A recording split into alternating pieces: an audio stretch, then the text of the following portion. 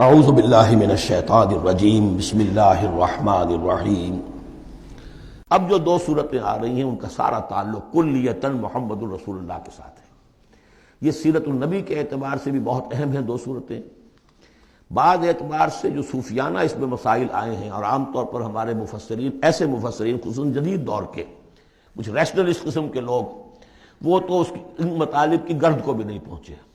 ہمارے جو پرانے مفسرین ہیں، چونکہ ان کا ذوق جو ہے وہ ان کے اندر، وہ ذوق بھی اندر ہے موجود ان کے اندر، اسلام کے اور دین کے باطنی حقائق، قرآن کے باطنی حقائق کا، تو میں اس کے حوالے سے چند چیزیں آپ کو بتاؤں گا۔ سورۃ الضحیٰ کا اس کا جو شان نزول ہے وہ یہ ہے کہ کچھ دنوں کے لیے، ایک تو بالکل شروع میں جو رک گئی تھی فترت وحی، اس کے علاوہ پھر ایک موقع آیا ہے کہ کچھ عرصے کے لیے بہت دن گزر گئے حضرت جبرائیل نہیں آئے، اور آپ کے اوپر ایک شدید قسم کی جو ہے وہ پریشانی طاری ہو گئی۔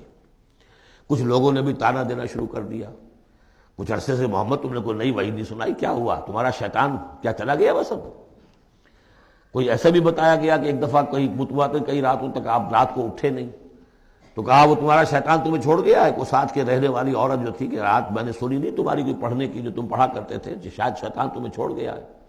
خود آپ کو جس قدر ایک اشتیاق رہتا تھا کہ وہی آئے اور آپ کی وہ روح کو جو ہے مزید اور غذا اور تر و تازگی جو ہے وہ مسلسل ملتی رہے، اس کی وجہ سے یہاں تک آتا ہے کہ حضور فرماتے کہ اس درجے میں رنج اور غم میں تھا کہ میں سوچتا تھا کہ میں پہاڑ کے اوپر چڑھ کر اپنے آپ کو گرا دوں۔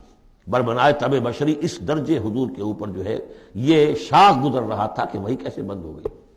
اور اس میں یہ بھی تھا کہ اللہ ناراض تو نہیں ہو گیا، کیا مجھ سے کوئی خطا تو ایسی نہیں ہو گئی، یہ سبب کیا ہوا ہے؟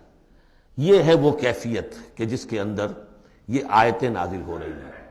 اور اب آپ اس کو سمجھ لیجئے کہ اس کا نفسیاتی اور انسان کی باطنی کیفیات کے ساتھ کیا تعلق ہے۔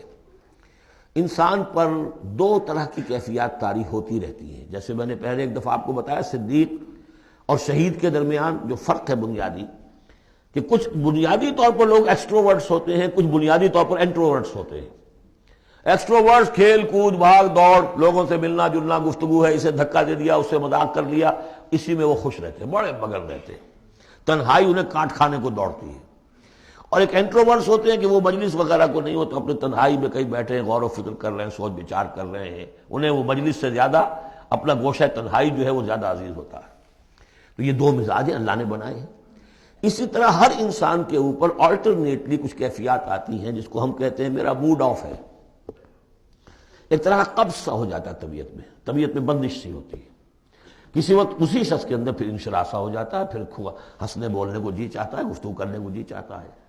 تو یہ کیفیت جب انسان کی روحانی زندگی سے متعلق ہو جائے تو اس کو پھر صوفیہ نے نام دیا قبض اور بسط۔ کبھی طبیعت میں انشراح ہے، انبساط ہے، طبیعت جو ہے وہ آبادہ ہے، ہر چیز میں روشنی کا پہلو آدمی دیکھ رہا ہے۔ ہر چیز کے اندر آپ کو معلوم ہے ایک تاریک رخ بھی ہوتا ہے کسی معاملے کا، اور روشن رخ بھی ہوتا ہے۔ اس وقت انسان روشن رخ کو دیکھتا ہے۔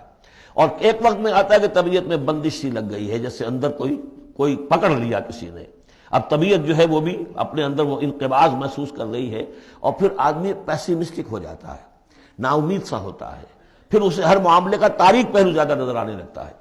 تو یہ قبض اور بسط کی کیفیات ہیں۔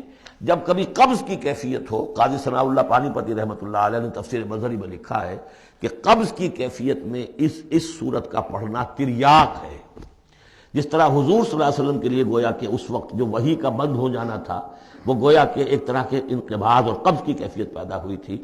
صدق اللہ العظیم۔